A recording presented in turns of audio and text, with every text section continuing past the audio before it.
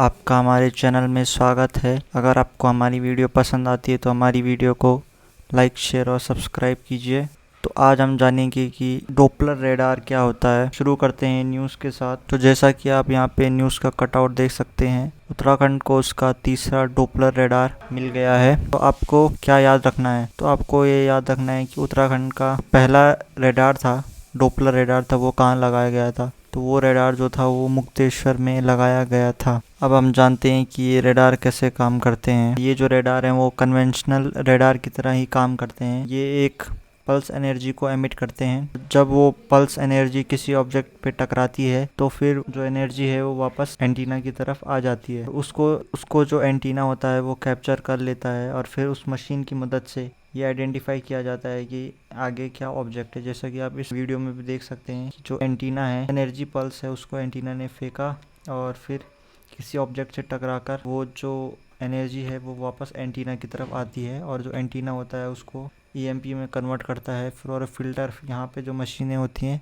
वो इसको एक रीडेबल डेटा के फॉर्म में इसको कन्वर्ट कर देता है और उसके बाद अपना डिसीजन उस बेसिस पे लगा सकते हैं कि आगे क्या ऑब्जेक्ट है। इस डायग्राम में भी यही हो रहा है और इसी चीज़ को, जो ये प्रक्रिया है, उसे हम डॉपलर इफेक्ट भी कहते हैं। तो हमने ये जान लिया कि ये काम कैसे करता है। तो अब देखते हैं न्यूज़ में क्या है। तो मेमोरेंडम ऑफ अंडरस्टैंडिंग जो है वो साइन किया गया है इंडियन मेट्रोलॉजिकल डिपार्टमेंट और डिफेंस ई स्टेट के द्वारा इस चीज़ को शुरू करने के लिए। और जो ये डॉपलर रेडार है ये लैंडस्टोन के कैंटोनमेंट एरिया में लगाया जा रहा है, इसलिए मिनिस्ट्री ऑफ डिफेंस की भी परमिशन ली गई है, जो कि अप्रूव कर दी गई है उनकी तरफ से। और उत्तराखंड का जो पहला रेडार है वो मुक्तेश्वर में है और जो दूसरा है वो सुरकंडा में है, जो कि मसूरी के पास है। और ये सब जो रेडार हैं वो एक इंटीग्रेटेड हिमालयन मेट्रोलॉजिकल प्रोजेक्ट के अंदर लगाए जा रहे हैं। तो हम जानते हैं कि उत्तराखंड में ये रेडार क्यों लगाए जा रहे हैं। जो उत्तराखंड है, उत्तराखंड में बहुत बारिश और नेचुरल कैलामिटीज़ होती हैं, तो उसी को फोरकास्ट करने के लिए ये रेडार लगाए जा रहे हैं। ये काफ़ी लाइफ चेंजिंग साबित हो सकता है यहाँ के लोगों के लिए। टेक्नोलॉजी प्रेडिक्ट करती है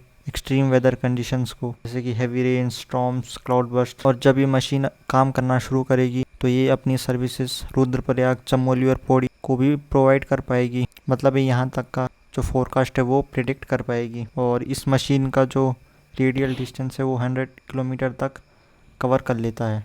इस शेप का होता है डॉपलर रेडार। और काम कैसे करता है? तो ये रेडार जो होता है एक फुटबॉल के शेप के जैसा होता है, जो कि बड़े से 28 फीट हाइट एंटीना को प्रोटेक्ट करने के लिए बनाया जाता है। एंटीना में ट्रांसमीटर और रिसीवर लगे होते हैं। तो जैसे कन्वेंशनल रेडार वर्क करते हैं वैसे ही ये पल्स एनर्जी फेंकता है और जब कोई ऑब्जेक्ट उस पर टकराता है तो ये उसको रिसीव कर लेता है और फिर बाद में इंटरप्ट कर लेता है। और फिर जो रिटर्न एनर्जी होती है उसको प्रोसेस किया जाता है और उसका जो डेटा है उसको उसकी वेलोसिटी, रिफ्लेक्सिटी और स्पेक्ट्रम विड्थ के हिसाब से अनुमान लगाया जाता है कि क्या आ सकता है या क्या ऑब्जेक्ट हो सकता है। फिर जो मशीन होती है वो अनुमान लगाती है कि क्या ये टोर्नेडो है, क्या ये हेल है, क्या ओले गिर रहे हैं, क्या ओले गिर सकते हैं, क्या क्लाउड बर्स्ट हो सकता है या फिर क्या बहुत तेज बारिश आ सकती है कि नहीं। और फिर जो गवर्नमेंट वो अपने हिसाब से वार्निंग सिग्नल्स भेज सकती है। अगर उन्हें लगता है कि जो सिचुएशन है वो काफ़ी आउट ऑफ कंट्रोल है तो वो अलर्ट भी जारी कर सकती है। ये रेडार आपको ऐसा लग रहा होगा कि ये चारों तरफ सिग्नल भेज रहा है, लेकिन ऐसा नहीं होता। ये जो रेडार है ये 300 डिग्री रोटेट होता है, लेकिन इसका जो एक पॉइंट ऑफ एलिवेशन होता है वो एक पर्टिकुलर पॉइंट होता है बस। मतलब एक जगह पे ये पॉइंट करता है और जो 360 व्यू है उसी की तरफ फेंकता है। नंबर ऑफ एलिवेशन एंगल्स और जो उसकी स्पीड है वेदर कंडीशन पर भी डिपेंड करती है। जैसे कि नॉर्मल डेज में ये आराम से 5 जगह स्कैन कर सकता है 10 मिनट में, लेकिन जो एक्सट्रीम वेदर होता है उसमें ये रेडार 14 एलिवेशन कर सकता है केवल 4.5 मिनट में। ये इसलिए भी ज़रूरी हो जाता है क्योंकि पल पल में जो यहाँ का वेदर है, ये जो वेदर होता है वो बदलता रहता है। तो अगर आपको ये लेक्चर पसंद आया या कोई डाउट है तो आप हमें कमेंट सेक्शन में ज़रूर बता सकते हैं।